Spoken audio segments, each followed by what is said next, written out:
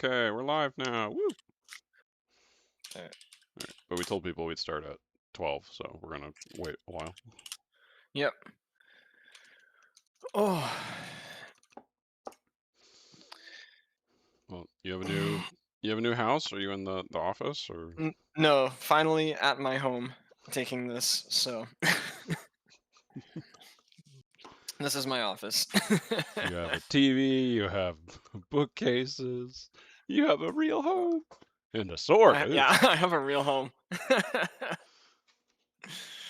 So. Oh, man.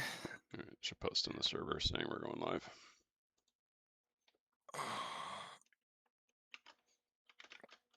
Does it make sense to use the everyone ping for this? Probably not. Maybe not. I don't know. I don't think so.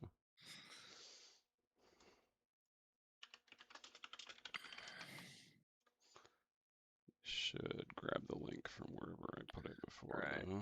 Oh, this is so much better. I can actually read the chat and read the documents. I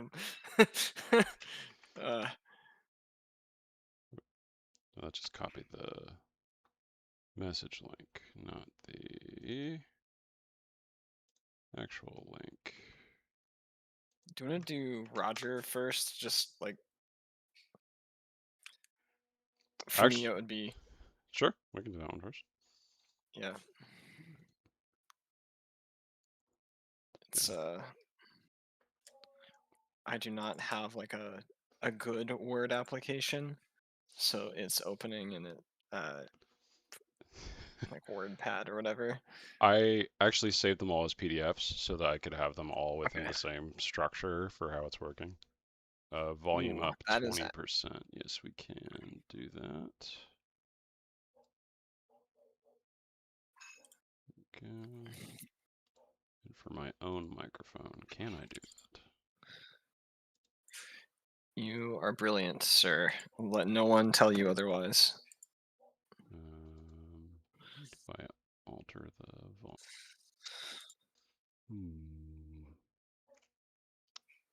My microphone. Well, I can move the microphone closer. I guess that's one way of making it louder. Yeah, just slightly.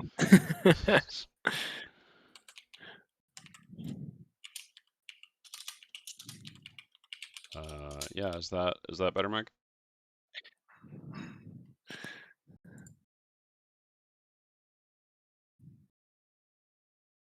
Yeah, I don't know. I'm trying to see how I actually modify, because that one's already at the top end of where it can go. So I'm not sure I can turn my own microphone up higher within the streaming interface. There is it just Isaac Mike, or is it both of us? Oh, I turned your mic up, so I found out how to do it, though. It's in a weird place. Okay. Mic closer is good.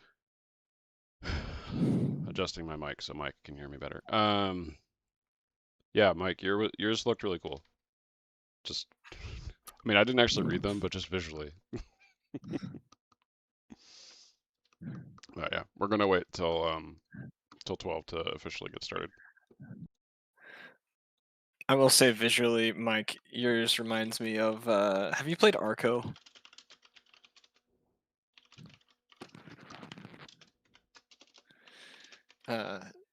Just as a game recommendation, the pixel aesthetics are very evocative for me.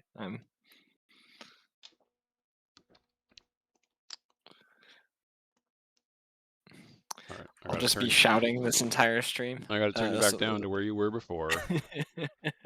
Yeah, I am using OBS, but there's like several different setting locations for mics, so I was looking around for where it was, and I found it.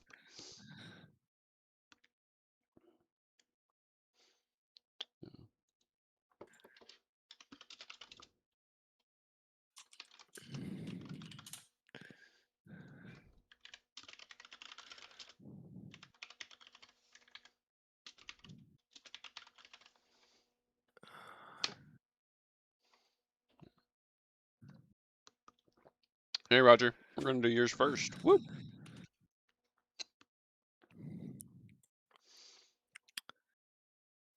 Hey, hey.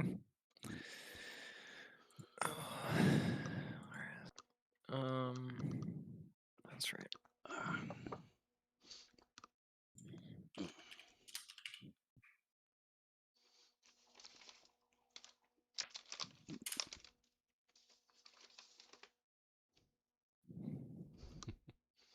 Yeah, I think the word limit makes more sense than the page limit. Yeah, for sure. I Kind of feel a like you can citizen put a bunch voice. of graphics on the page and save things. It's yeah. Also, the formatting can feel a lot nicer. You're not like trying to just cram everything into a certain amount of space, which never bodes well for legibility. Man, I've done almost nothing for my system since the last time we did this. Same. I think I'm just waiting to actually run a playtest when I know that I can sit down for a while. yeah. So, not had a lot of time to do that, and I'm looking forward to it.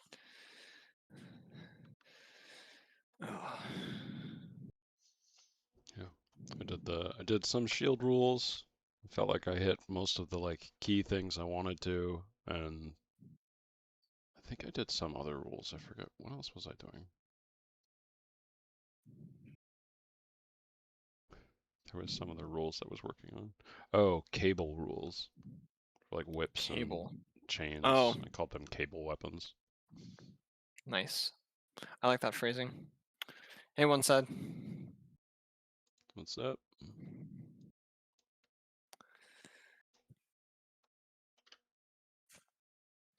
You made a video. You made it easy for us. Hooray. Yeah, we greatly appreciate the videos, just so everyone knows. Like, if we think it's awesome when y'all do them, just at the very least for our voices. At the very least, but they always turn out cool, and usually like sometimes when it's just text on a page, it's a little hard to feel the themes that you're going for. So like graphics in the document or videos are really helpful for us to Yeah. feel the way things should go. Yeah, graphics So are very helpful. Not just for for this, but in general, when you're yeah, writing an RPG book, graphics are very helpful for helping to yeah, understand something. So not just just to something convey, for for me and Daniel, it's for everybody. yeah, just to convey the aesthetics and the kind of references and Yeah. things you're going for. Oh, yeah. Ugh. Actually, give me 1 second. I'll be right back. I'm gonna grab some water before we kick this off. Yep. Yep. Excuse me. I mean the graphics I did for my video were just like PowerPoint. It doesn't make much to help something be understood. It doesn't have to like look pretty. It just has to be understandable, and you can do that with PowerPoint. And then once you get more money, you can pay someone else to make it pretty.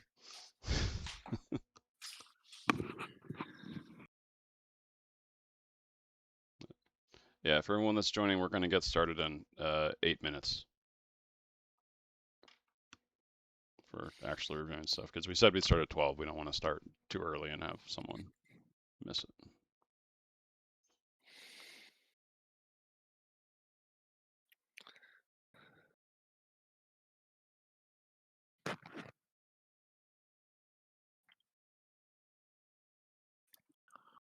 Mm. Yeah, Affinity will also work, but yeah, PowerPoint has the advantage of you being able to like make stuff, I feel like, pretty quickly and then slap it into Word, and you don't have to really fiddle around very much because they're made to be cross-functional if you have both programs, obviously. Yeah. So if you copy something from PowerPoint and put it into Word, it will copy exactly in that orientation. You don't have to mess around with anything. It's very convenient.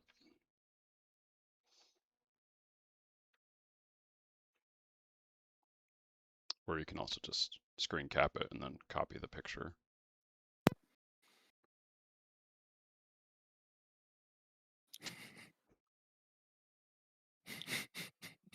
just a couple. A couple of one sliders. Yeah. Ugh.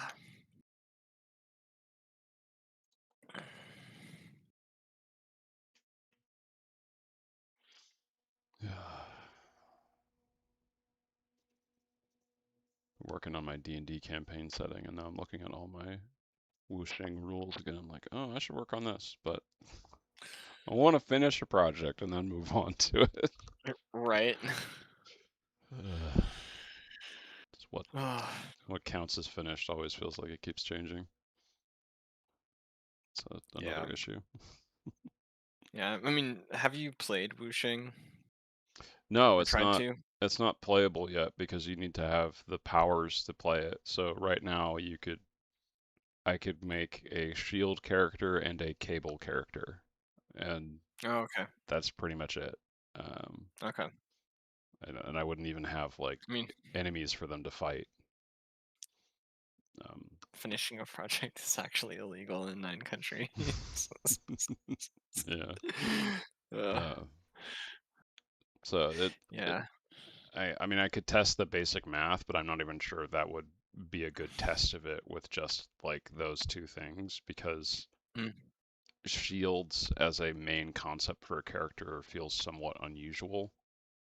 Right, especially for the genre that you're pushing forward. It's not really a big part of it. I mean, I mean, it has a place, but it's like the majority of the time is like, oh, I want to do this like flying sword art thing, or yeah, it's not a right. You're like it's offense is a little rated higher than defense. yeah. Shield characters Yeah, exist within Wuxia, but they're definitely like a niche part of it. Like yeah, whereas yeah, swords and spears are the big things. mainstays. Oh,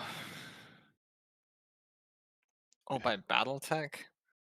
Oh, wait, which That BattleTech? the war game, I'm assuming. No, I think there's 2 different BattleTechs. I can't remember Oh, there the is. different names. Oh, okay.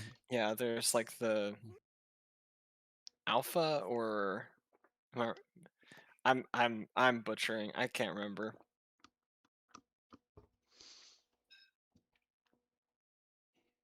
What's closely integrated?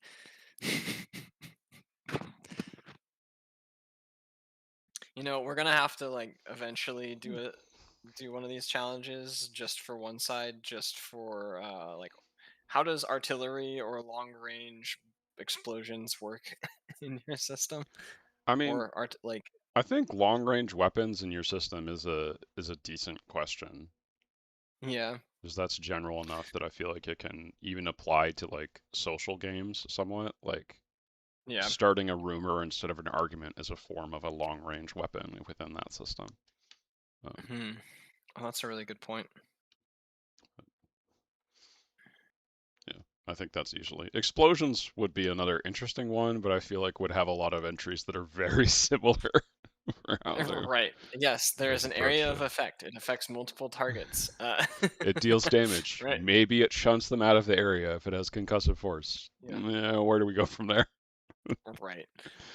Uh, yeah, I think that's another good point, Mike. Like, I think the relativity of it maybe is part of it, and maybe it's just like how, you know, uh, and it's kind of a question like, do you care about modeling distance in your TTRPG? Why or why not? And then how do you model it? Kind of is. It's Yeah, kind of compound. It's a little hard to put probably into something like this. yeah. Like for my system, long range would probably be like 100 feet, and Yeah. I imagine that would be different for like a space opera game for what counts for long range for Right. spaceships with relativistic weapons or something like that.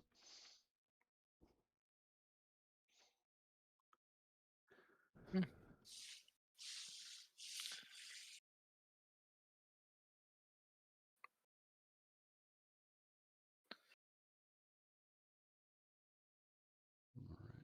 2 more minutes. We're approaching the Yep. deadline.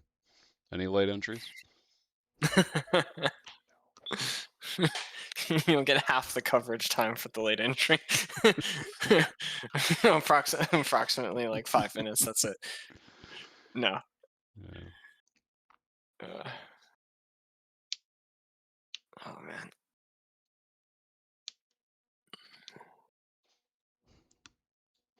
Yeah. Maybe for the next one, I'll have ready enough to actually have a video for the announcement. Mm. It's funny because the one I did for death, I felt like was pretty similar to what we picked for the next topic. Really? Yeah, they're very Okay. related within how I structured it. But we'll get to that. We'll get to that. We'll talk about the next topic after we review the entries. Yep. We got 9 to get through. Oh, I will be right back. Sorry. Right when we're starting.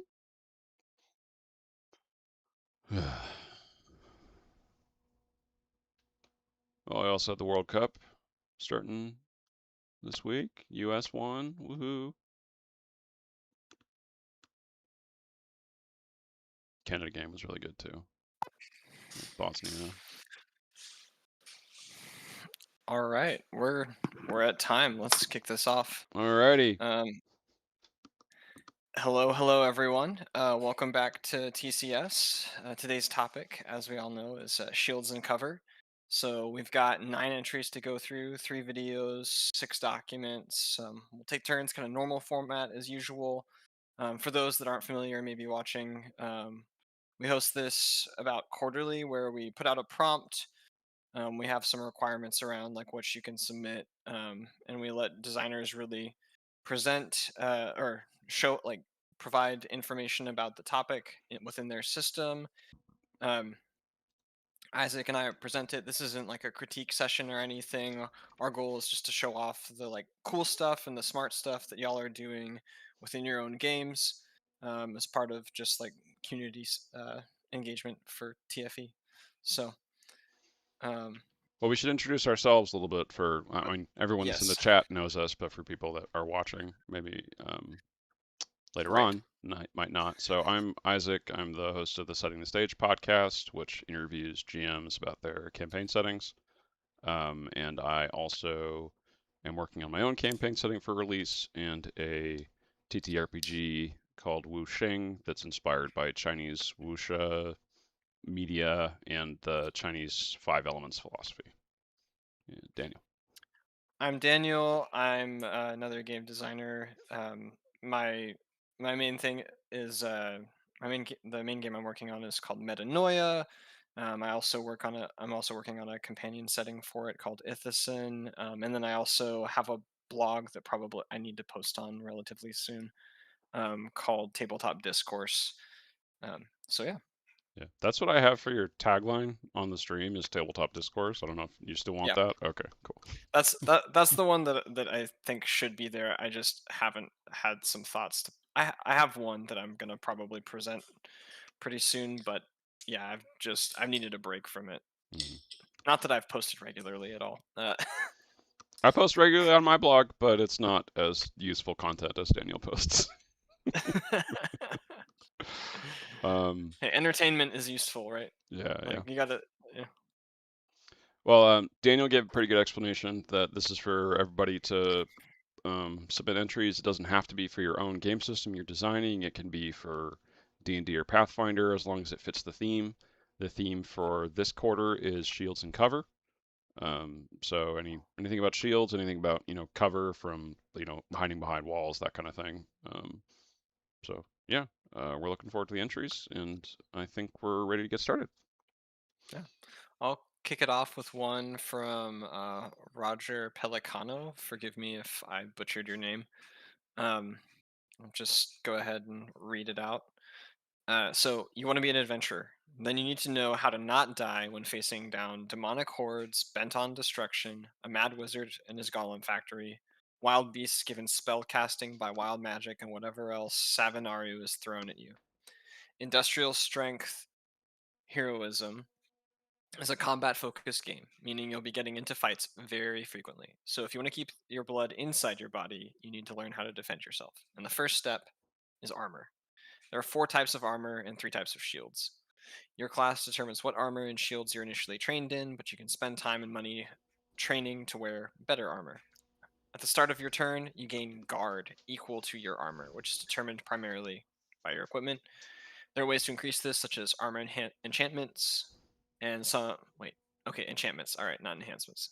And some magical effects. And once you have your guard, there are several ways to get more. You can use your abilities to raise your shield if you are holding one, and several races and classes have features that allow you to gain guard. Examples include Stone Strength from the Dwarf race, where you can call upon this innate strength to give yourself extra guard equal to twice your level as an ability. Defensive Flourish from the Warrior class, you gain guard equal to your level plus your endurance. This is part of the Warrior's Weapon Tricks feature, which allows warriors to cause an extra effect once per round when they hit someone with a weapon.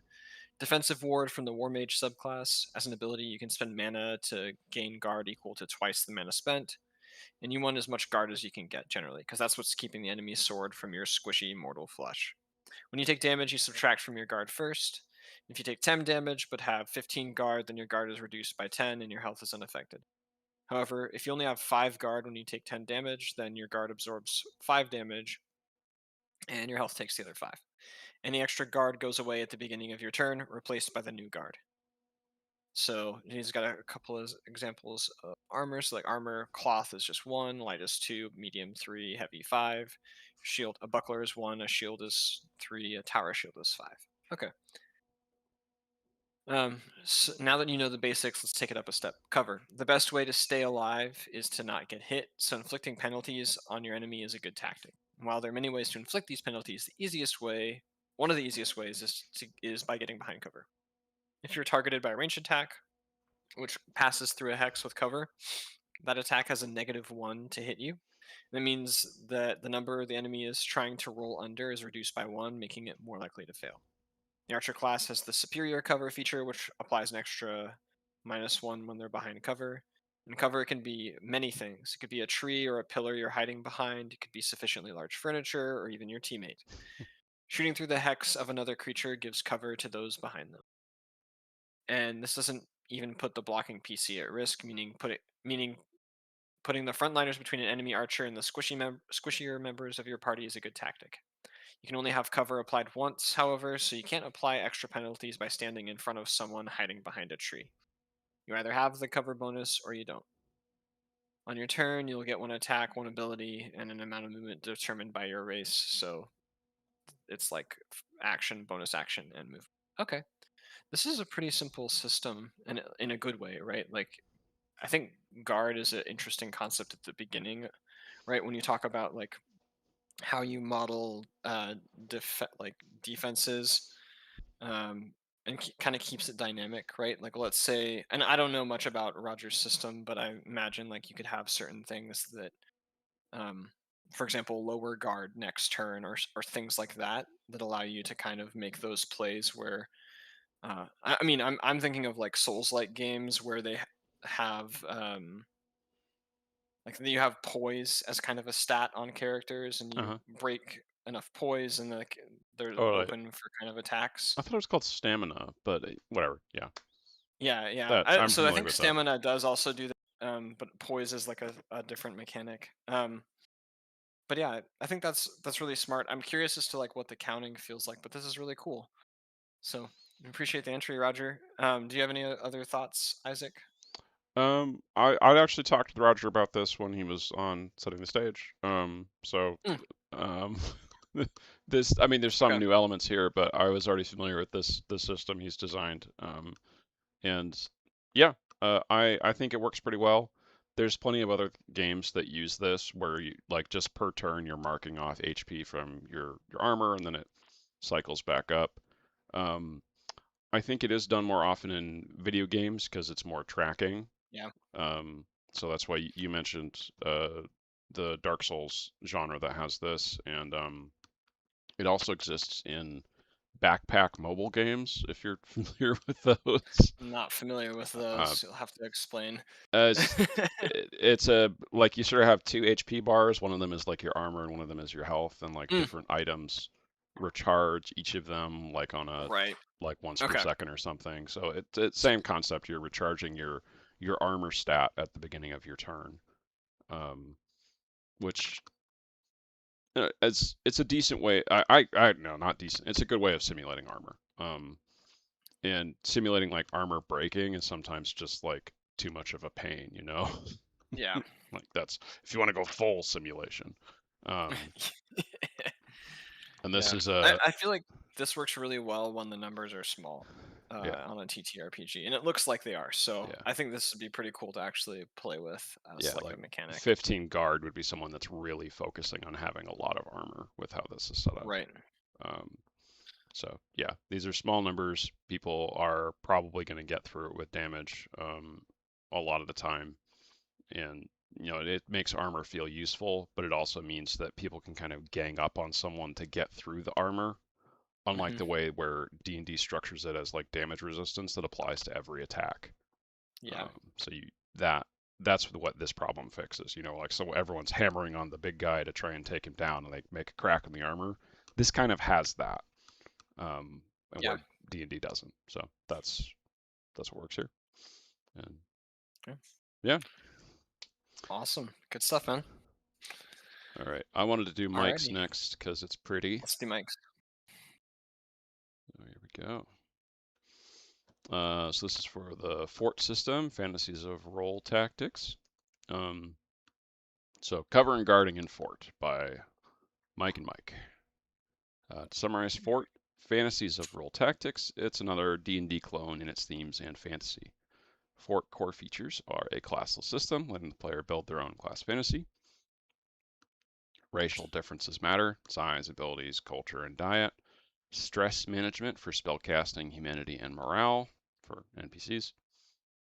Virtues are upheld and flaws evoked to reduce stress. There's lots of subsystems, crafting, alchemy, item, and spell customization, and be light somehow. Assuming that's in the rules, not necessarily the theming, but not sure. Maybe both. And Fort rolling, base dice are 2d6. Each +3 is converted into d6. So like you have +2, then it's 2d6 +2. If you have +3, then it's 3d6.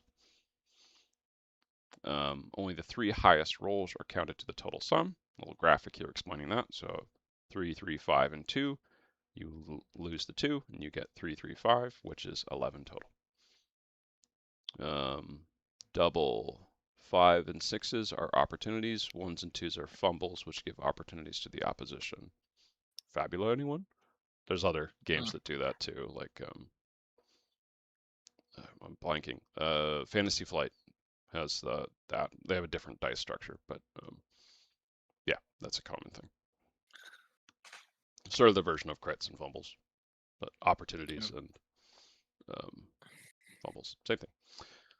Actions. Any character has 3 actions, and each reaction takes away an action from your next turn. Some actions, like most default spells, take 2 actions.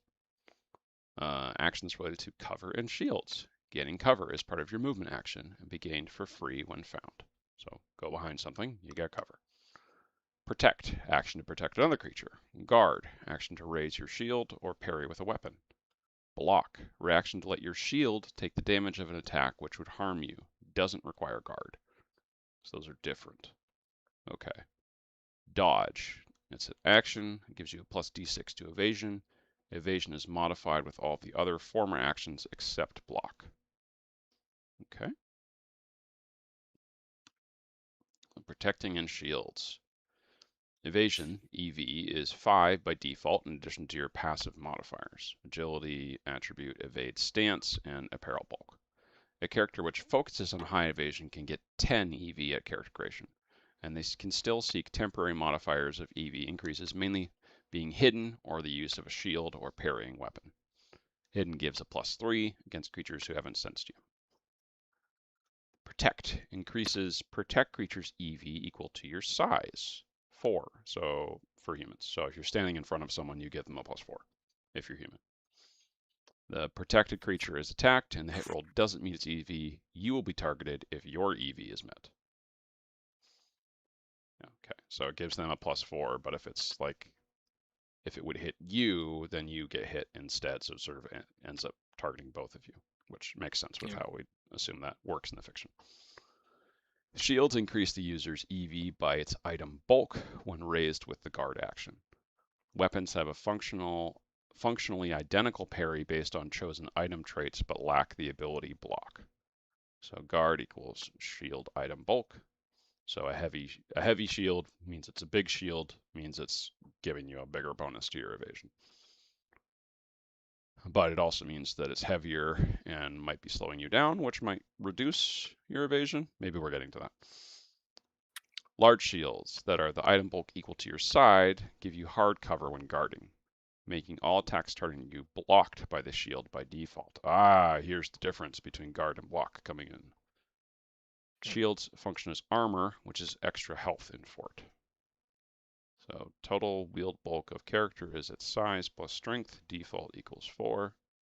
I think I remember talking with you about this in the server at some point. No, now that we're on it. But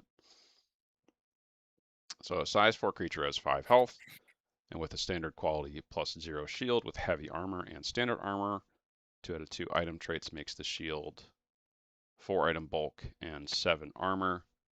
So it gives you a plus 4 to your evasion and 7 armor, which gives you like extra hit points if you do get hit. Is that relevant for the block thing? Yeah, so if you block with it, then it gives you the 7 HP for that attack. Okay. And most attacks deal 1 damage. Okay. Cover is partial or hard. We're on to cover now, and awareness and sense. Partial cover sets your evasion to the minimum of 10 instead of 5, and doesn't affect the awareness of your opposition.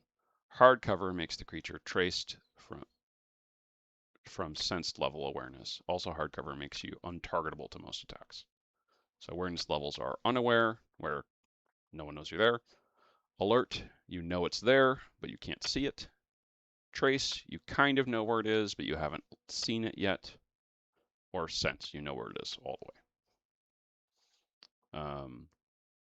And there's a advantage plus 3 is from a list of opportunities. Hidden creatures gain this for free. So if you're hidden within the unaware, alert, or trace ones, then you get a plus 3 to certain things beyond the scope of what we're talking about.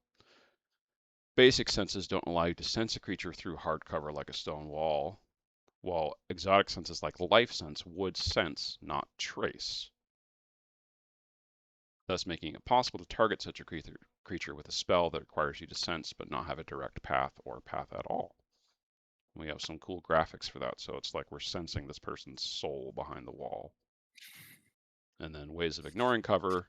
I think we have another example here. There's a fireball going off behind the wall and hitting the person on the other side. Right. We're talking about explosions.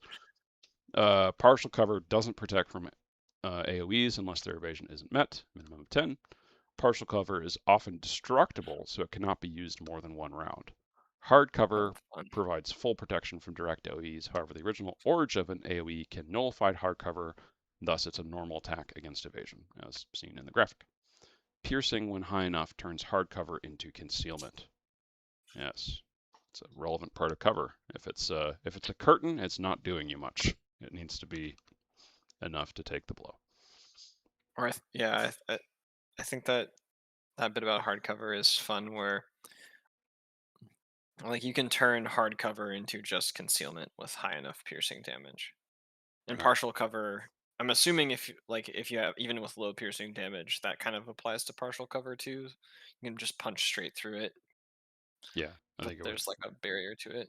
It would depend on that. That's getting pretty granular. So, but I'm sure there's ways that the DM can handle it in the system. But yeah, this is pretty well thought out. And yeah, there's a little note at the end that you can DM Mike and Mike on the Tales from Elsewhere Discord server, or maybe you have your own for your game, to learn more. Yeah. And there should be a link in the YouTube description for how to get on the server. Yeah. I really like how size plays a factor into this. Like, there's something satisfying about it. In that way, I think, it might be for me, it might be a lot to remember. Just, but I don't know the system fully, and but I do think it's a really cool way to kind of handle some of that, like some of the same things we saw in the last entry, where it's like, yeah, you want the frontliner to be in front of your squishier members. Like Hmm. there's things like that, and I think Yeah, and this is even a then cool they way to have a model big it because then shield to try and protect right. them.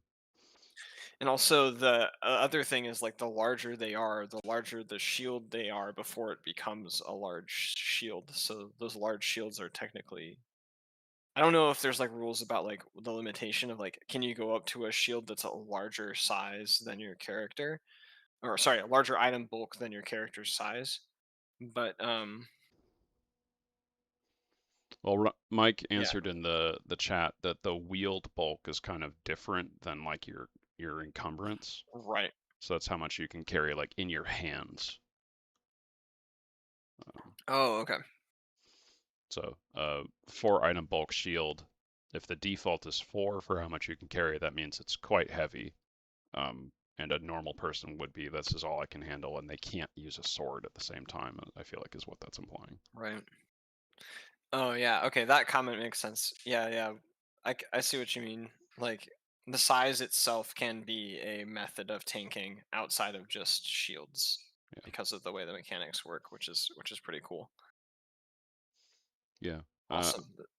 yeah. I Also, think it's I good. really love the protector graphic with the guy standing in front of the wizard. I think that graphic is great.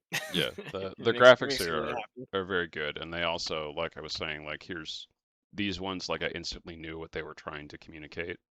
Yeah. Um, this one as well, it's very clear what's going on here.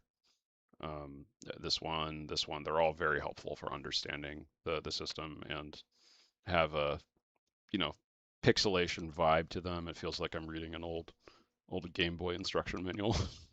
Right. um, yeah, and there's a lot of fiddly numbers here, which I like for my systems, and I feel like that's also going to be easier when you're actually playing because then all of that math is out on your character sheet already, so you're good to go. You don't need to Mm. do a lot of extra math in session. Yeah. All right, man. We really appreciate the entry. That's really cool. Love the graphics. Love this way you're using size here. Yeah, yeah, that's nice. All All right. right, Daniel, you want to pick the next one? Yeah. Let's hop over to. We'll just hop over to Ditmal. All right, there we All right. are. Who is Um. also in the chat, I believe, with a different YouTube name. But Yes, I there we believe go. so. Alrighty. ML Sword. Yes. So All this is right. a longer one where we're going to need to skip some stuff. Yeah. Yeah. This is a little bit. This is a lot longer than Yeah. our text plan. So. This is part of what we do. Like, you're allowed to submit extra stuff, and then we're allowed to ignore it Yep. because we're working for 700 words. So there's extra stuff here that helps to outline the missing rules, kind of, is the idea. Okay. But yeah, Daniel, go ahead. Okay. All right. I'm gonna go ahead and I'm just gonna read a couple of the terms. I'm not gonna read all of them. So there's like vital points. Fortitude is like how much punishment and pain you can take. MP is like mental attack negation, and mind is a resource for that. You've got speed. You've got turns. Um. So yeah. Round a turn is 10 seconds for 3 moments. Okay, so you basically have 3 actions. Um, prevention score makes it harder to hit and hurt your character in combat.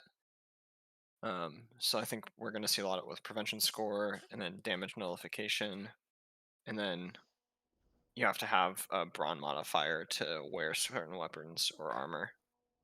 And inventory slots or IS is another one to look at. Okay, all right. I'm gonna go ahead and move down to the shields part. Um, So shields are dictated by the equipment load for drawing out in a combat for free, or an action from normal inventory slots are one-handed and give prevention score bonuses, but the shields only protect like protect an area in the front of the character in a 180 arc. But it doesn't like protect your back, for example. So that's okay. That's what his diagram there is Okay. referencing. Yeah, Yeah. so it's a person Shield. facing in the direction of the arrow, and the red Right. is what the shield is covering. Okay. Yeah. And then shields of the heavier variety have the effect of being used for mobile cover, like a tower shield or an archer pavis, if placed into the ground correctly. Shields of the lighter variety affects uh, maybe that the shield may be used along with holding a small weapon, range weapon item in the shield hand, or doing other minor tasks. Another is just being able to use a two-handed weapon with a shield hand, like a semi-light buckler, but can only do certain techniques when equipped, and a little downside or like -1 on those attacks. If you're using shields that provides cover and it's behind another set of cover, use the better of the two and not both. That's smart just to keep players from trying to stack things together, All right. This keeping the is math where down. we're running into an issue. So, DTIMAL updated it, and I downloaded an older version from like when we were done with submissions, and it got updated yesterday. Okay. So I might not have the most updated version Okay. for what we're streaming. But Daniel is reading the most updated version. I believe so. So if it doesn't match what you're seeing on the screen, that's because Daniel is reading the correct version and I have the wrong version. Okay. I'll see if I can fix that really quickly. You go ahead, Daniel. Okay. So, as two reactions, a character could use Shield Brace to boost a shield to provide a certain amount of cover, along with the shield prevention score bonuses for that action in return for being unable to attack, and use mind points for each attack targeted in the shield facing position. So, if you can't pay the mind points while in bracing shield, it automatically ends. Um, so my understanding is that there's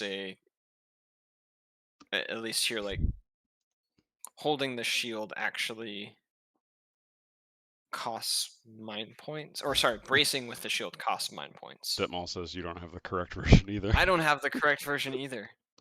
Okay, well, we You, apologize. you gotta Let's go tell us when ahead you and update it, but let's go find it. all right. I've got what I think is. Oh, I just downloaded it, so this should be the latest version. Sorry, I'm looking for it. Right. So we're skipping down to shields. Okay. Murray, where And that's is all your the entry? same.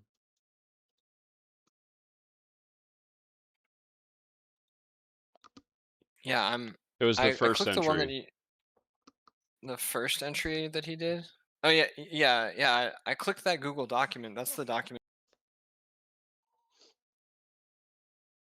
So I'm not sure where it's kind of.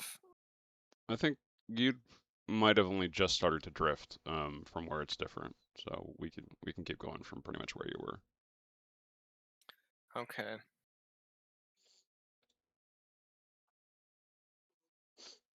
Yeah.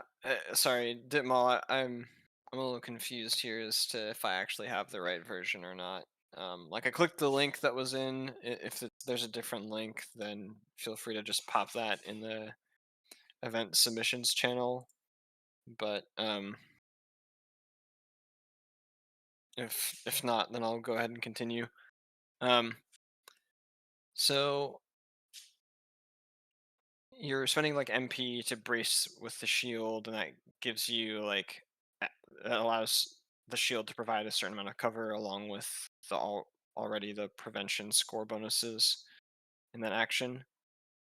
Um, so a light reduces exposure by 1, uses 2. It kind of scales up as the shield size or rating scales up. If you're already behind better cover, though, shield brace kind of falls into the previous advice where you're not getting any additional benefit, and then you can end shield brace whenever. And you can also do a shield bash as a reaction attack. which is that's a pretty fun one. I like that idea of like parrying or riposting.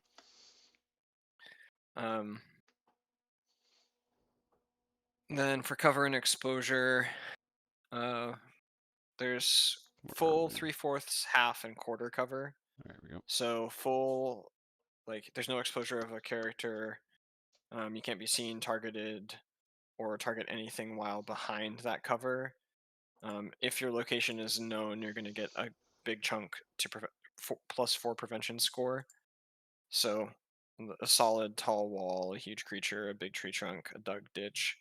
3/4 blocks like most of your body. 3/4 +3 prevention score. You can attack, but it's -3 to that. Only applies to attacks made while using that cover. Half cover, you're blocking half of the body, right? Or it's slowly scaling down. And he's got examples like a broken wall, a creature half your size, a narrow tree trunk behind a bed, a quarter, right? So, but a quarter doesn't doesn't hinder your ranged attacks. Line of sight, you can only target a creature if they're not in full cover or you know their exact / last known location. If a target is behind multiple sources of cover, the most protective degree of cover applies overall and doesn't stack. So if behind a full and a half, the full would be used. Yeah, of course. Exposure can't be reduced below full cover. So I'm not sorry. I'm my brain is just short circuiting there. You can't be blocked more than fully. I guess that makes sense. I'm not sure that needs to be said. Maybe that's why you're getting I confused don't think there. I'm understanding that like I don't think that's it. So exposure cannot be reduced below full cover. So yeah, I'm not quite sure about what that means specifically, but I'll move on. Yeah. Cover applies if any part of attack, lobbing, or magical effect path physically crosses any sort of cover from the attacker to the target. Cover also only applies if it's between the attacker and a target, right? Kind of line of sight stuff. Yep. Blind action, if throwing and doing something at range well behind full cover against a known location, the action is with disfavor. So I'm assuming that's like disadvantage or something like that. If you're like behind a fence and throwing like something over Yeah, the fence without looking. yeah, and similar, but double disfavor when you're not sure where the target is, but you kind of know you know generally where they are. Oh yeah, there's an example right there. Yep. Um, Peeking is a reaction you can take when behind full cover, but it leaves you vulnerable as a target, with this turning into either to a lower version of the cover until you use a reaction to go back to full cover. So if you attack while peeking, you're considered fully targetable at your chosen cover level until your next action. There are certain skills or trade skills that allow you to do this as one reaction. Um, Cover bonuses for preventative score don't apply in melee if the attacker is freely adjacent and not physically blocked by terrain, higher ground, or doing bracing reactions to angle and attack. Moving between cover levels may expose you briefly at quarter cover unless your movement is fully protected by full cover. If a creature is larger than the cover, reduce your cover effectiveness by 1 level, and if attack goes through cover, reduce the damage by 2 times the prevention score given by the cover. Okay, yeah, I think most of this makes sense. I'm not quite sure what your statement on exposure meant, Ditmal. There, like exposure can't be reduced below full cover, right? As in, like you can't. Is that you can't go below no exposure, or is that something else? Because I feel like it's something else, and I'm just not understanding. I mean, So exposure could mean something beyond what we're getting here, because like we're also getting a piece of the rules, like the examples and the prevention score makes sense. And I also yeah, like that the numbers line up with the quarters, right? So like yeah, 1/4 is +1, half, 2/4 is +2, 3/4 is +3, 4/4 is +4. Um, simple, very easy to remember. I don't need to reference this chart during play. I just know it. I could already play and have this memorized. Yeah, I'm interested to. Yeah, I'm really curious to see how this would play. Like, I feel like there's. I don't know. My brain is seeing a bunch of numbers and freaking out a little bit, but I also don't feel like it's that bad. Yeah, I get Um, this one here for like the different types of shields. It is a bunch of numbers, but it's also only relevant during character creation for how these numbers are used right. for the most You're part. gonna track you're gonna track it on the page. I think it's like, or sorry, when I say a bunch of numbers, the core thing that I'm like concerned about is like how much small math do you need to do. Oh, because cover can change so consistently. I think that's kind of the thing that I'd want to understand. Like, so just to see how that plays. Hmm. In that perspective. I think it's really cool. I think modeling that, I like that. One of the things that I see some games do, and I don't, it depends on the genre. So it's like it's not inherently a bad thing if your game does do it. Um, but like I think it makes a lot of sense when cover gives you the advantage of more defense, but it actually makes your attacks harder to land. Especially like in medieval high fantasy, right? Where you're using a bow or something of Hmm. that sort. Like if you're using guns, probably not quite as much. But I think that makes a lot of sense for the genre as a whole. You need a clean, open shot. But also in that perspective, I also very much do like I do like the idea that that it causes some interesting things to have to happen with positioning when you have that scenario, right? You can't Hmm. just sit in cover and shoot from cover, right? You need someone else to draw their attention so that you're not at threat from attack. You can pop up, shoot somebody, pop back down, Yeah, right? and So I think I think there's it adds some depth, I think, to like what do you have to do as you play through the turn. I think that's cool. yeah, and I think there's exceptions that you could introduce as well, like an Yeah. archer slit in a castle. Like those are made for shooting out of without exposing Right. yourself. That feels like that should be three-fourths or half without a ranged penalty. And it's Right. easy to say that's what it is without having Yeah. to change this for how cover works in general for like walls and creatures and trees and stuff like that. Yeah. All right. Awesome. Appreciate the entry. Sorry about the kerfluffle of trying to find the right document here. Version control. Yeah, it is always a pain to handle version control. Let's You do see. have some future plans in here. So, oh, you're gonna produce. So, just to shout this out for well, Oh yeah. Pivot, which is the game, is gonna he's gonna produce a simplified version for the Eternal TTRPG Jam, um, with a starter set and a one-shot model. So awesome. Yeah. Dude, Should that's be pretty able to cool. find that on itch soon. Yeah. Or All now. right. I guess we are in June now, so. Yeah. All right. I'm next. Do you want to do a video and then my turn? Yeah. Let's do that. All right, cool. I've got one side queued up, so we'll do that one. All right, and let's go. So, you think you got what it takes to become a freelancer?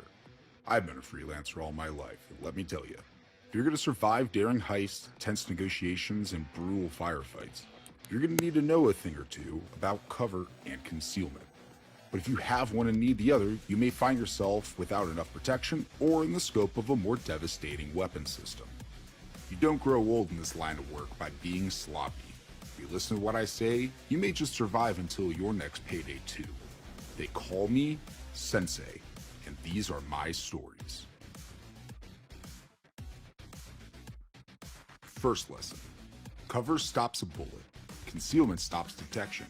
Cover can usually provide some concealment, but concealment rarely provides any cover. So I was on a routine capture gig when the Mark identified my partner Fenrir. The Deuce flipped over the table trying to get some cover in between us and himself while he ripped off 2 shots at me. It was a calculated decision, but damn was he bad at math. I moved into cover behind a load-bearing pillar while Fenrir jumped behind one of the booths and kept low as to stay out of sight.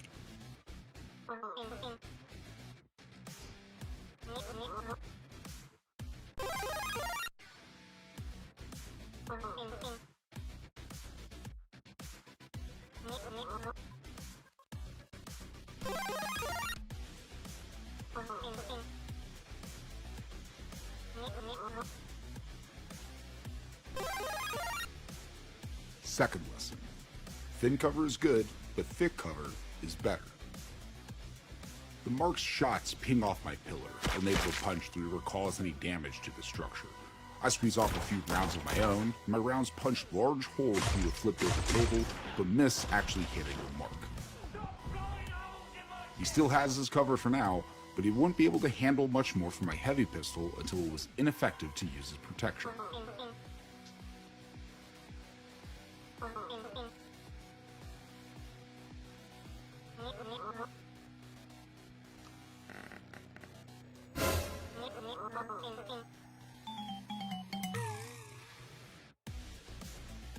Third lesson.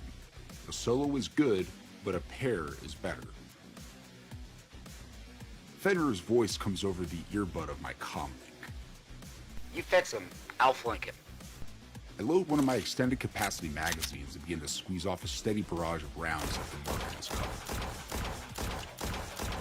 I wasn't looking to hurt him, though that would be an added bonus. I was focused on keeping his head down, his attention on me. If his head stays down, he wouldn't be up scouting and scanning for the sucker punch Fenrir was about to give him.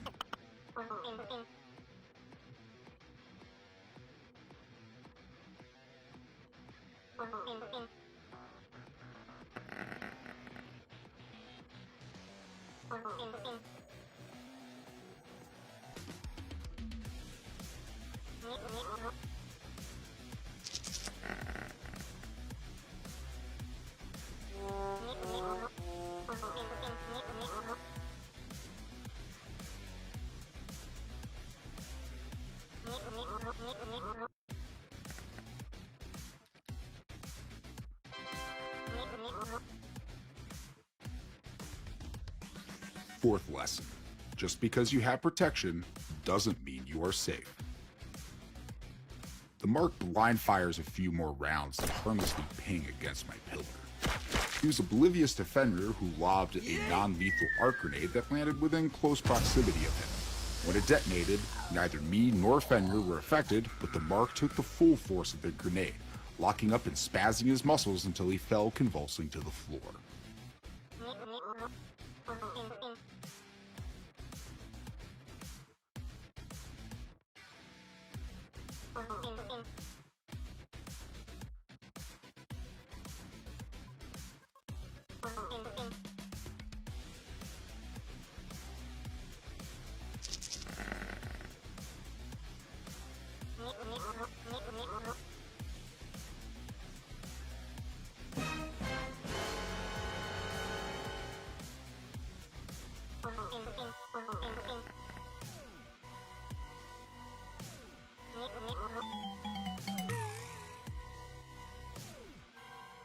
Final lesson.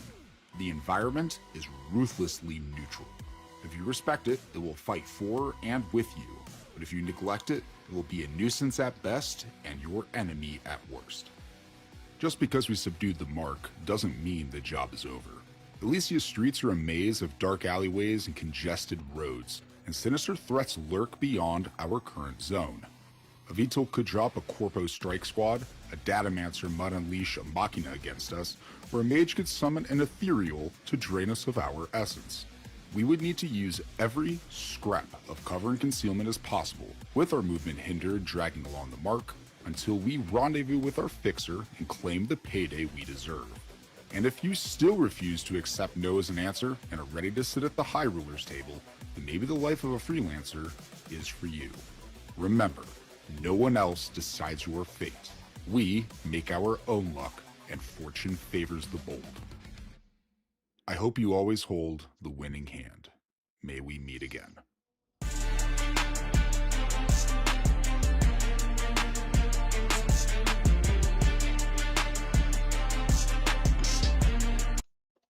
right.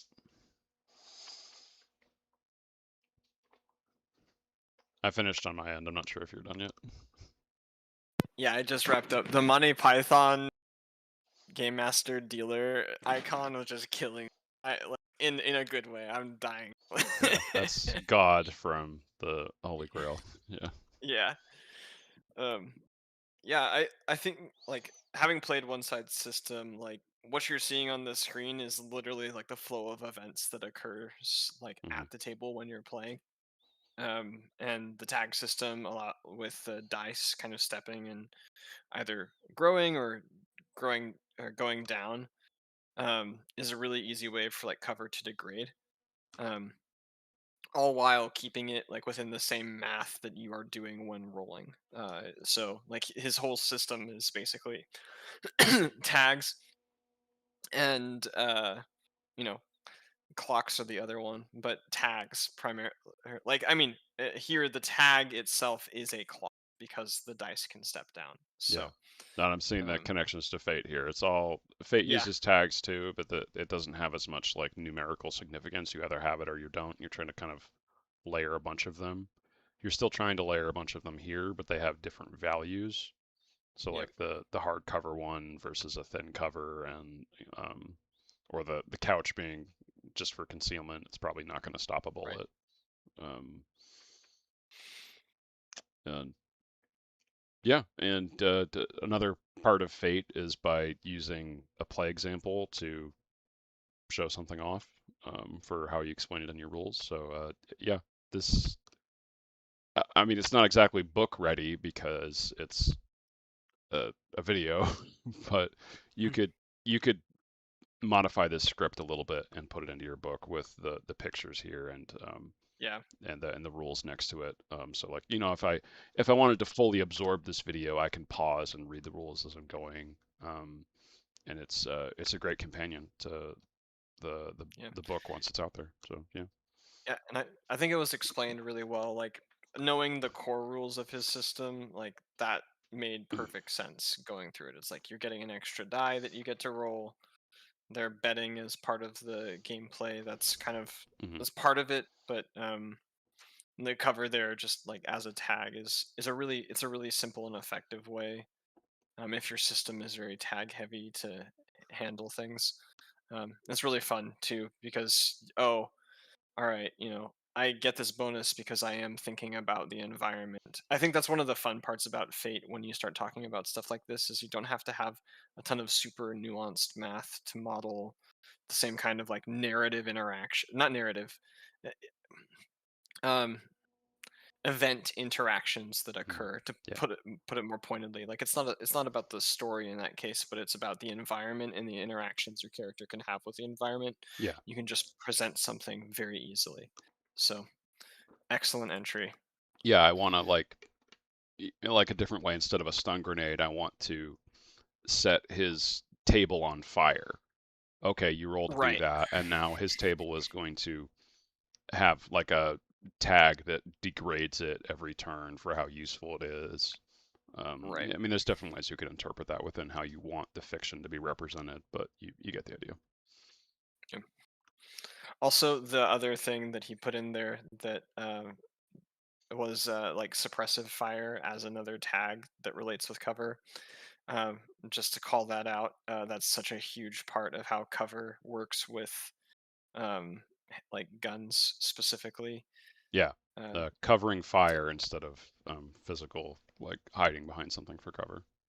right. It's very much like, oh, well, they got behind the cover. Now let's keep them there, actually. And that's a Hmm. benefit to us. So Yep. there's some counterplay that occurs because of that. So awesome. All right. Appreciate the entry, man. All right, back to PDFs. It's my turn for one. What do we have? Let's do Xyleros. This is the Everdying RPG. All right.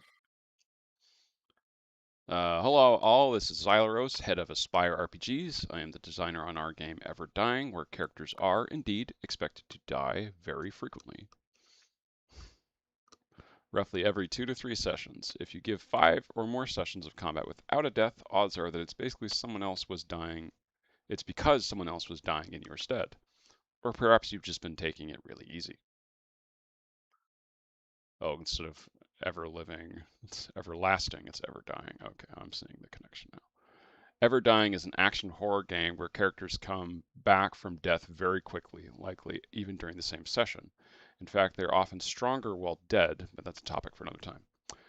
Today we are here to talk about shields. As the old adage goes, shields are nice, but not if they encourage passivity or being hesitant.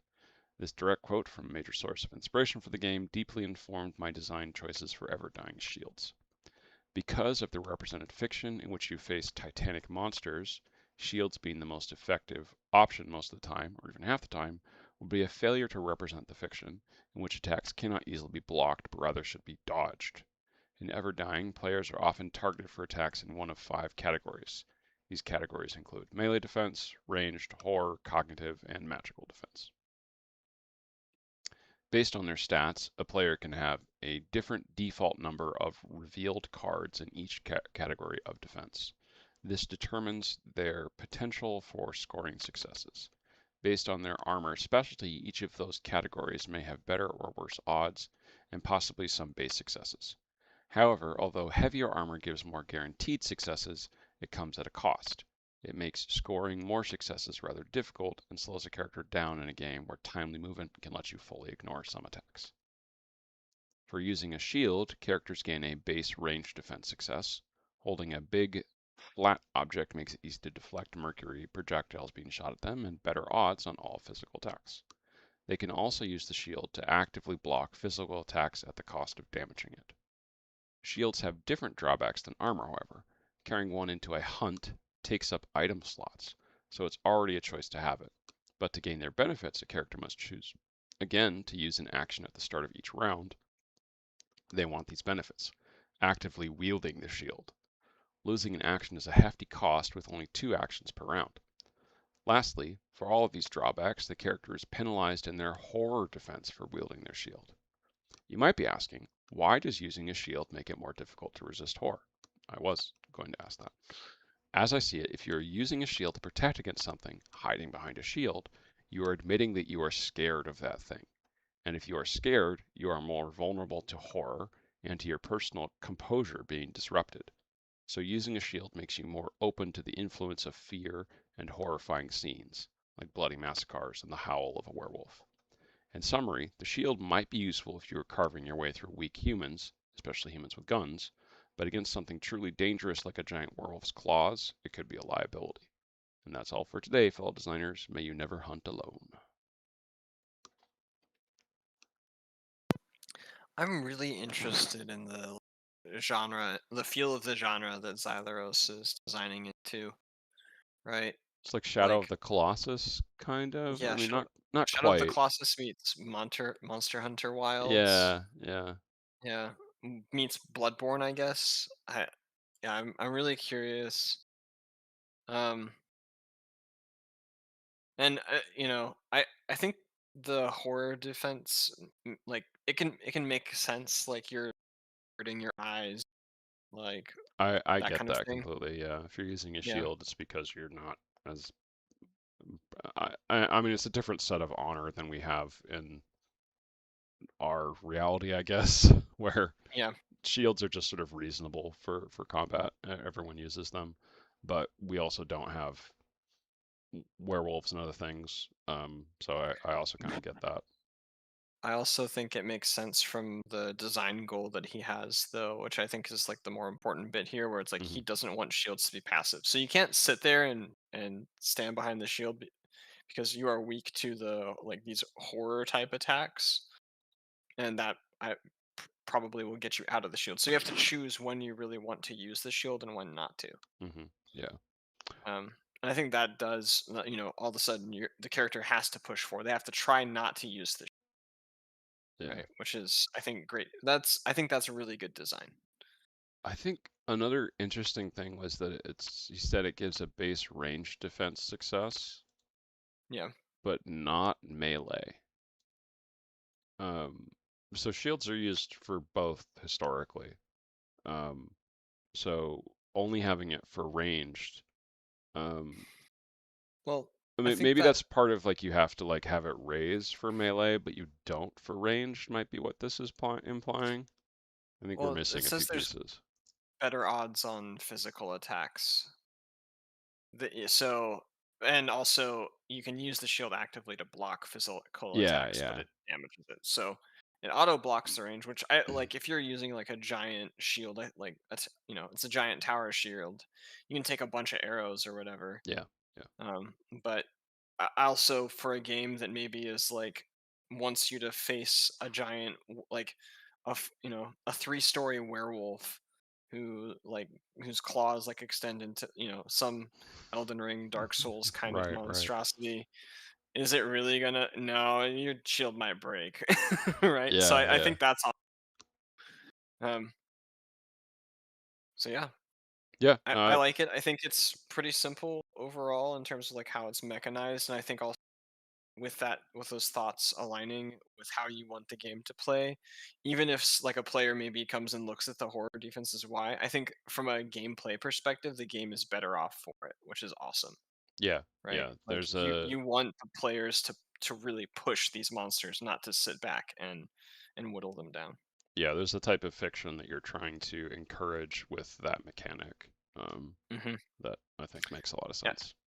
I think it's a really good example, even just to like if you want to see like what that the kind of design decisions that occur because you want to push that fiction. That's a great example, right? Sometimes it's not all about um, emulating reality in that sense, right? Hmm. Sometimes it's very much like how do you push people into the gameplay loop that's gonna be fun for them. Right. Yeah. Exactly. Yeah. Um, All right. okay. Your pick. Yeah. This is an awesome entry. Super Oh cool yeah. to see. Appreciate the um appreciate the entry here, Yeah. Xyleros. Yeah. I like the style for writing as well. That was Yeah. nice. Um. Do we want to watch another video? Sure. You want to mine or Murray's?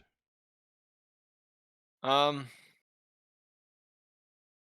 Let's do yours. All right. Just tell me when you're ready.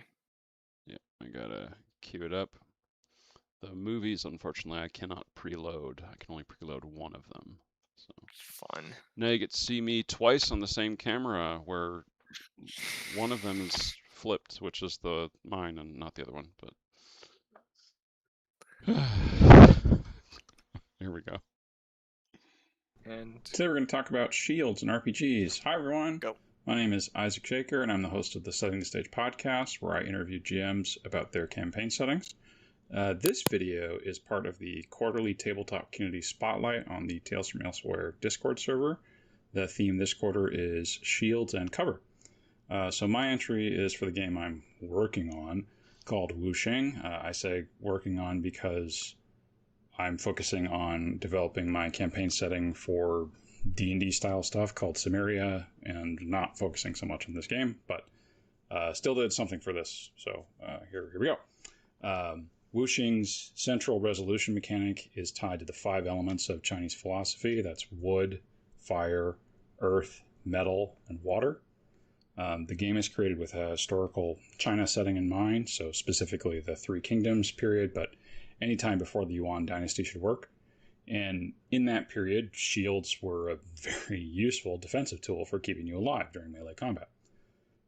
So for defenses, there are 3 types of defenses in Wu Xing: dodge, physical resistance, and mental resistance.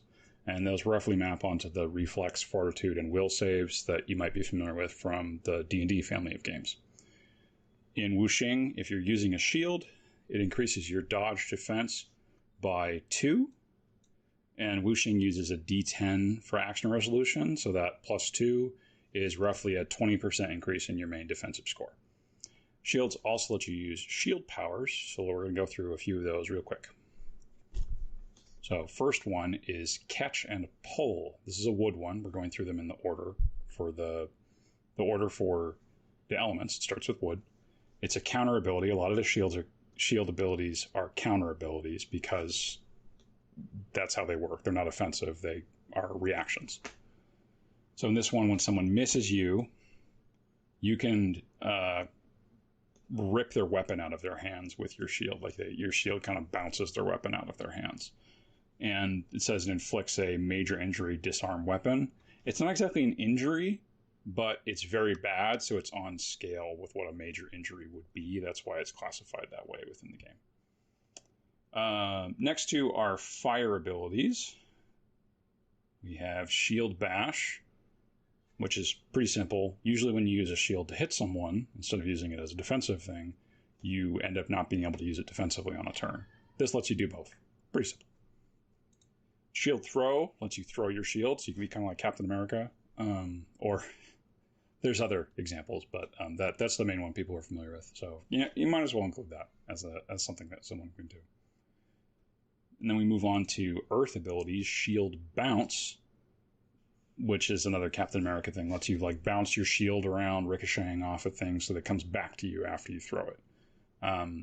It says it gains the Chakram trait because chakrams are what do that as a natural weapon ability, and the shield is not natural having that when you throw it, so it turns it into a chakram. So you can also use your chakram powers with your shield once you have taken this. Next up is Partial Deflection. This is kind of like a shield being used what a shield is for. So when you're damaged by an attack, if it gets past your shield for some reason, you can still sort of take a little bit on your shield by getting it somewhat in the way. And that downgrades the injury category of that attack. So if you ended up taking a major injury, you could downgrade it to like a serious injury or something, which is a lower category. Next is Quick Raise. This is another like just quick one for like how shields actually work. Is you're attacked while you're holding a shield and you're hit, and then you just say, no, it missed because you used it. But now this ability is used up, so you can't use it again. Next, we're going to move into metal abilities. We have Full Block Counter, and this one is a more complicated one. It's got Shield 5 as a prerequisite, so you have to have 5 other shield abilities. What it does is when you're defending against someone, usually you're spending effort to like try and dodge. This lets you use as much effort as you want, and you can attack them back. So like you catch something on your shield, and then you snap back with your shield to hit them. And your effort limit is removed for that attack as well, so you can spend as much effort as you want. Usually there's a limit. Next one is one that I like a lot because it's by something from the Three Kingdoms period. Straw boats borrow arrows. It's a saying in Chinese that means like you're using someone else's offensive capability against them to enrich yourself. So someone attacks you, and then you can slap the attack with your shield and send it right back at them. So, cool ability. Love it. It's mostly for arrows. It's for ranged attacks. So you slap the arrow and send it back. But you could use it for like a thrown weapon as well. Next one is Step Between. This is another simple one. An ally is being attacked, and you can take the blow on your shield. But you're not necessarily hit by that attack. You might just absorb it with your shield. So that's why there's like you can spend effort to defend yourself. So you're not just automatically hit. You become the target of that attack. The last two are special ones. They're a divine beast. The black snake turtle is one of the 5 divine beasts within Chinese philosophy. It's not actually like a shield-wielding whip dart character in like the real mythology. It's just someone using a really big sword. But because it's a black snake turtle, I wanted to kind of evoke that feeling of like turtle and snake. So it lets you use a shield for the turtle half and a whip dart for the snake half. And what this style lets you do is you have to adopt a style, and since you can't do something other styles, but then you can use a whip dart, which usually requires 2 hands while using a shield. And the last one is a counter ability that Black Snake Turtle style people can use, where when you're injured by a melee attack, you can cause the person who hit you to receive the same injury that they inflicted on you. So, cool stuff. And those last 3 were water ones. I'd love to get into why there are these each different elements, but we're out of time, so thank you for listening. There we go.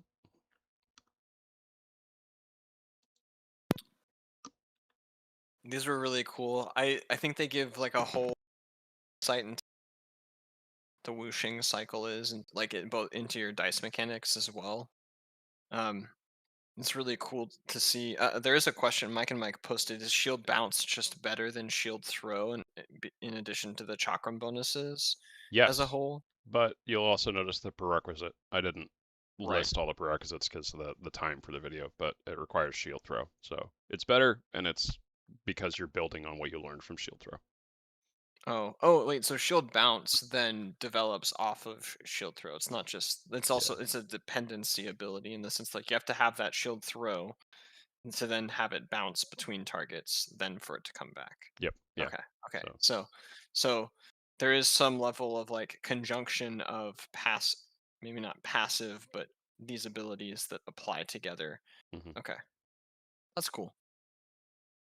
Yeah, so those three actually go quite well together because shield bash means you still get to benefit from the shield defensively. Shield throw means you can throw it as a ranged weapon, and shield bounce means it comes back to you. So then you could Right. still have the defensive power of a shield after you throw it with all three of those. Yeah, I also think characters are not limited to a single element in Wu Xing. So you can have multiple elements. I mean, obviously you're basically giving up like more power in a single element by spreading out, hmm but you are getting more combination. I think this is a really fun way to like have two different build path styles that work, where it's like you can spread out and have things that combine together to create something more than the sum of their parts, or you can just focus down one and absolutely max the dice out. So Yeah. Yeah. So um, these two are fire because they're offensive for shield bash and shield throw. Shield bounce is earth because earth is also like this circular, like returning to the center. So the shield bounces and comes back to you, just like right. the earth is the center where things go to. Yeah, I also the elemental like assignment I think also yeah, Mike, to your question there, but sorry, coming back to my point.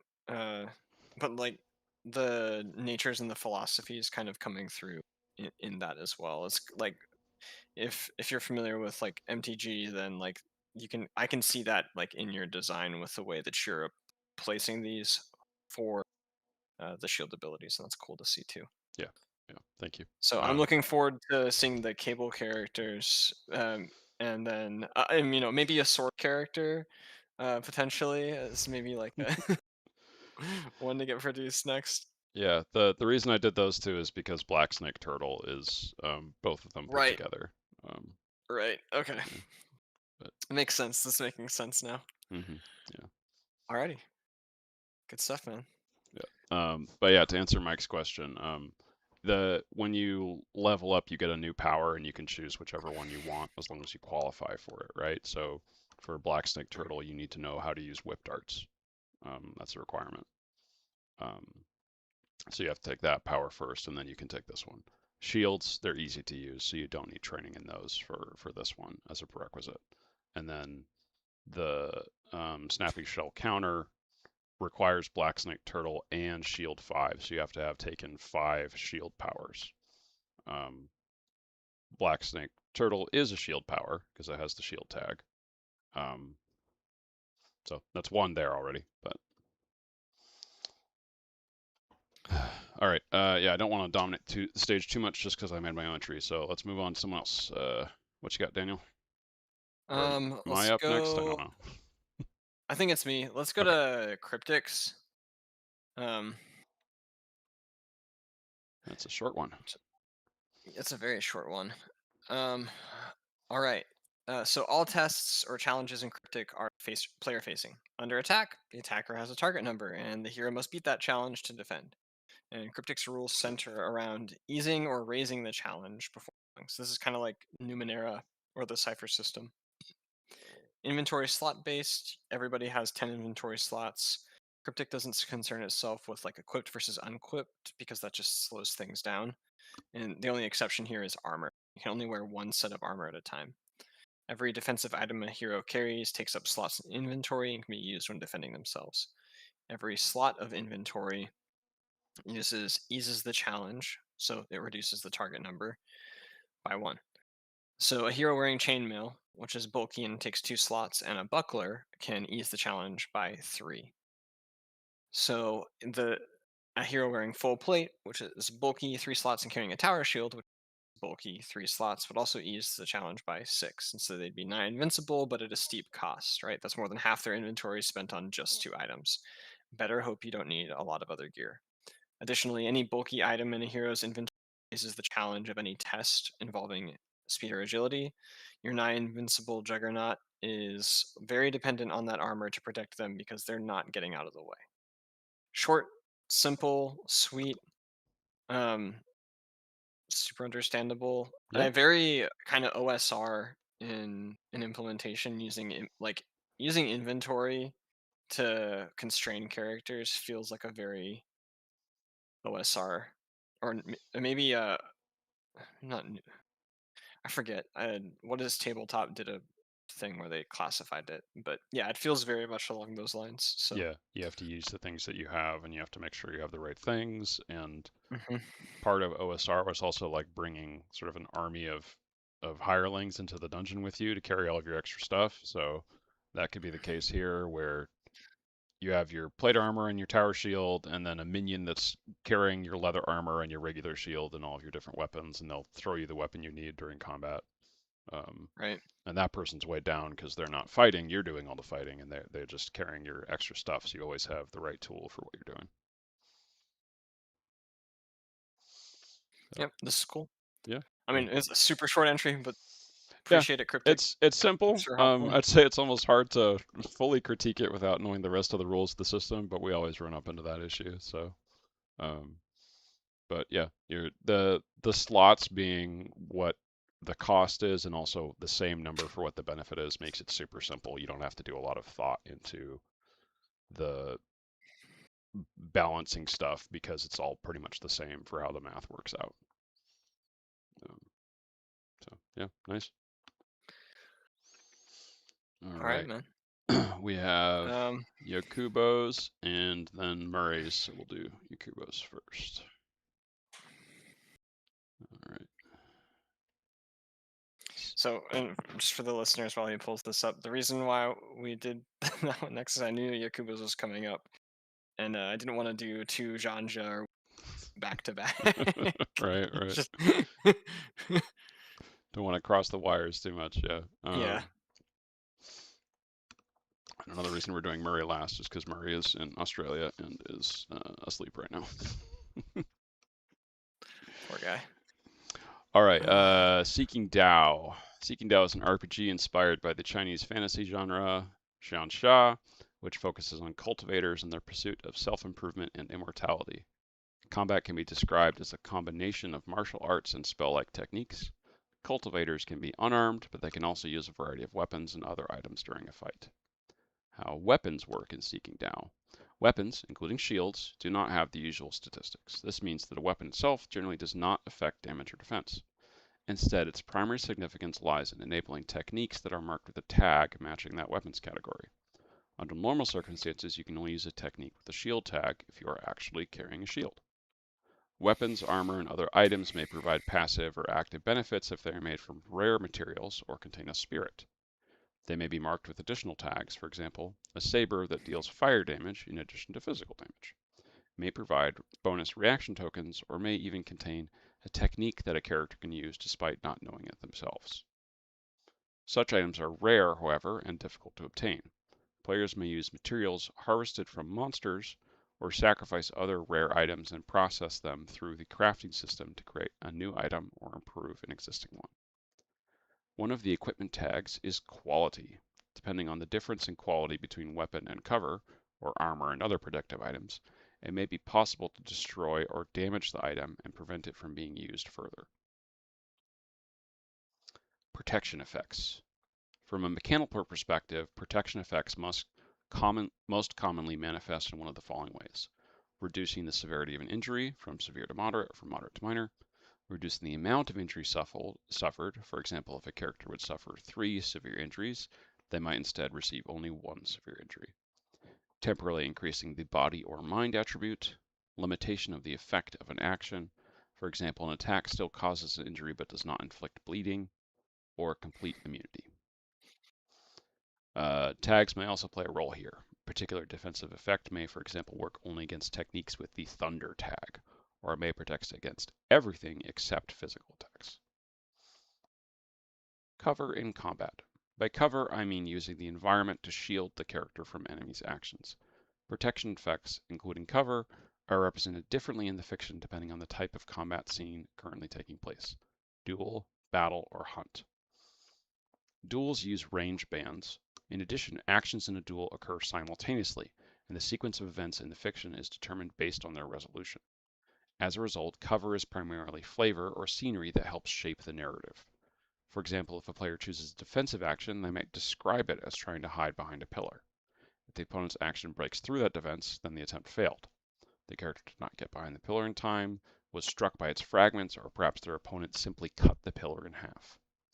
Taking cover is therefore considered part of the general defensive action, although in a different context that same action might represent a completely different form of defense rather than hiding behind something. Battles use a hex map. In this context, cover functions as protection, partial or complete, against the effects of attacks or other actions. For example, if a hex represents cover, it might protect characters from the effects of archers firing from a border fortress. Hunts use a special map that tracks the positions of hunters around the creature being hunted. The hunted monster is located in the center, while the other characters are positioned according to their direction and distance from it. As with battles, the environment may contain natural or artificial cover that can protect characters from certain effects of the monster's actions. Furthermore, simply being outside the reach of a particular limb, or not standing in the direction of an enemy's attack, may protect a character from injury or other negative effects. Okay. I think it makes a lot of sense. Speaking of a BattleTech reference from the TTRPG, Yeah. this reminds me a lot of that actually. Or sorry, no, it's a war game. Yeah. But getting applied here in terms of the hexes and the way it works, it's giving me a lot of that, and it actually I think makes a lot of sense from a genre perspective, right? Like the way it works in BattleTech is basically like you'll have because you're playing as giant mechs, right? So you have terrain that provides cover, basically. That's the only real cover that you have. And there's different heights of terrain that provide different amounts of cover, which this doesn't quite do, right? You either have it or you don't. But the cover kind of in that battle scenario allows you to and it also kind of allows the same kind of traversal challenges that I think you have in BattleTech that I think are excellent for genre as well, because you want that movement to be part of that combat, right? Mm-hmm. Like it matters a lot, and it's really core. Like lightness skills as a whole are super core to a lot of the fiction that occurs there. Yeah, I was thinking of Crouching Tiger, Hidden Dragon for a lot of this, Yeah. where like the forest fight, there's a lot of progression and movement through that scene for the lightness powers. You'll move through a ton of different zones of combat with different scenery, because they're just the goal isn't actually to have the fight necessarily to get away, but the other person's trying to slow you down, right? That kind of stuff. Side objectives in it, cover and the environment kind of coming into play is really cool in the way that it's being applied here. Yeah, and not quite related to. I mean, quality can affect a couple different things, but I was also thinking of another Crouching Tiger, Hidden Dragon scene where the woman that stole the sword is using it against the old woman who's grabbing different weapons from the wall, and then she keeps using the sword to break those weapons, and she'll go grab another one and it breaks. Right. For the quality, because that sword is like the best ever made, so it just breaks everything that's used against it. And that can apply to shields and cover as well. I think is what this is implying, is that a sword that's well made enough will just cut through things that are not similarly well made. Right. Which is also very Xianxia. Yes. Like Wukong is known as much for having the Pillar of Heaven as a lot of his other things that he does. Awesome. Glad to have another Yakubo entry here. I like the quality getting added in. I think does like it really pulls it into the genre there. I think. So appreciate the entry. On to Murray. All right, last one.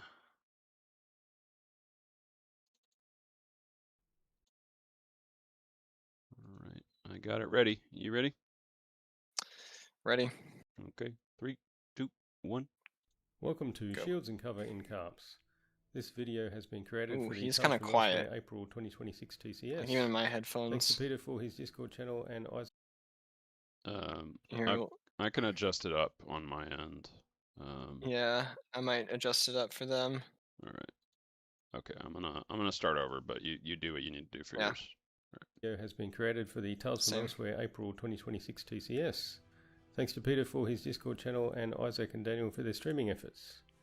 First off, if you don't know, CARPS is a complex simulationist TTRPG where I use code to do the heavy lifting. The 2d10 system. We're going to see a lot of numbers that modify a creature's defense value in this video. Just to put these into perspective, CARPS uses a 2d10 system where you add both d10s together with modifiers and try to reach a target number. In the case of attacks, this is the target's defense value. A typical attack value might be 10 and typical defense value 20. If your attack is 10 and the target's defense is 20, then you'll need 10 or more on the dice to hit. CARPS handles that calculation for you, including all relevant modifiers, so there's no need for any mental gymnastics. On to shields. What is a shield but a weapon specifically designed to block attacks? Yes, you can still strike or bash with a shield, but most of the time you'll be using it to protect yourself from incoming attacks. In CARPS, shields are therefore treated as a type of weapon just with a few special properties. All weapons can block melee attacks, but only shields can block missile attacks. Shields also provide a passive defense against missiles simply by being in the way. The size of this bonus varies based on the size of the shield. CARPS recognizes 4 sizes of shield: small, medium, large, and tower. The passive missile bonus ranges from +1 to +4 for these respectively. This passive bonus is applied whenever the target is not actively defending against an attack. Active defense against missiles can be either blocking with a shield or dodging. Where the shield is equipped also matters. If equipped in the hand, the passive bonus applies to frontal and flank attacks. If slung over the back, however, they apply to rear attacks. Since shields are not primarily used to attack, they are typically held in the offhand. Attacking with an offhand weapon suffers penalties, but blocking with the offhand does not. Note that the offhand attack penalties can be mitigated with the right skills. Sometimes you want to protect an ally, and there is a block shield another action for this. Any attack made against another that is within your reach circle you can block, and give them a boost to their defense almost equal to your full block bonus. Unlike other weapons, shields can interfere with casting spells with somatic components, so when equipped they impose a spell failure chance, just like wearing armor. This chance also varies with the size of the shield. What about protection against energy attacks? Thrusting a shield out in front of you to reduce the effect of an incoming fireball or breath weapon is quite a classic trope, but how many systems actually do this? For shields equipped in the hand, CARPS gives you resistance to acid, lightning, heat and cold damage. How much resistance again is based on shield size, ranging from 6% for a small shield up to 16% for a tower shield. On that point, energy resistance in CARPS is not just the realm of spells and magic items. Armor, clothing and shields all provide some level of protection, and these can add up to a significant total. As you can imagine, getting blasted by a cone of cold while naked is going to be much worse than if you were wearing padded armor, head to toe, cold weather clothing, and bracing behind a large shield. So, shields have many benefits and uses, and tend to be the most effective way to stop an attack from hitting. But, what if a missile was very fast and powerful compared to the shield? For example, trying to block a sniper rifle with a medieval wooden shield. Surely that wouldn't work, right? Since my system has equipment for both medieval and futuristic games, and is meant to be generic, this is something that needs to be considered. And I'm working on it right now. The program now calculates what I'm calling a threshold value for both missiles and shields. If a missile has a higher threshold value, that means it will go right through the shield and hit anyway. That means no block bonus and no passive bonus against that missile. These thresholds are calculated on the properties of the shield, such as how large it is, what it's made of, and weight, and the missile properties, mostly based on its armor bonus, and whether it is a firearm or has a draw weight. On the missile side, ray spells are also missile attacks, so their thresholds need to be calculated too. For the GM, of course, they can see these thresholds, so have perfect knowledge of what can and can't be blocked, but not so much for the player characters. They may suspect their shield won't work against something, or it might just turn out to be a rude shock. Anyway, it seems to be working pretty well. Medieval shields can just stop arrows and bolts, but pistol rounds will go through.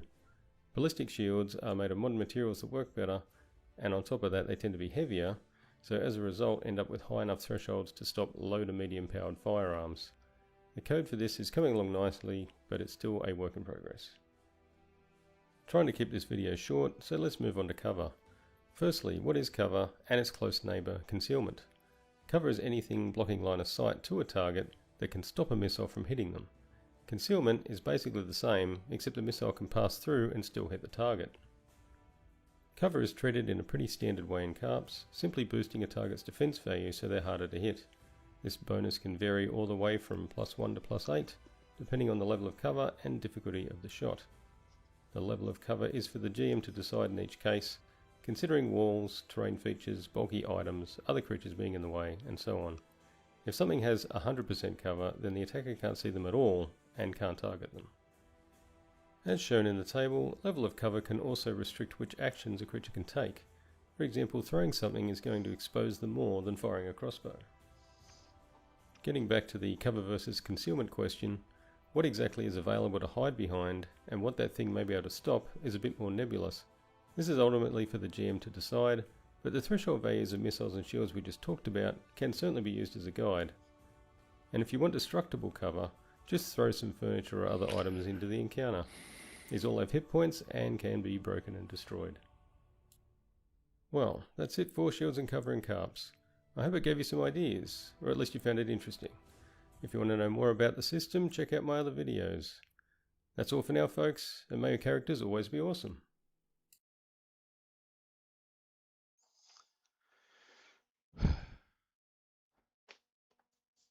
Alright, I finished up for me. Same, just finished. Always with, yeah. Murray always does like this. It's a tremendous amount of effort to build this.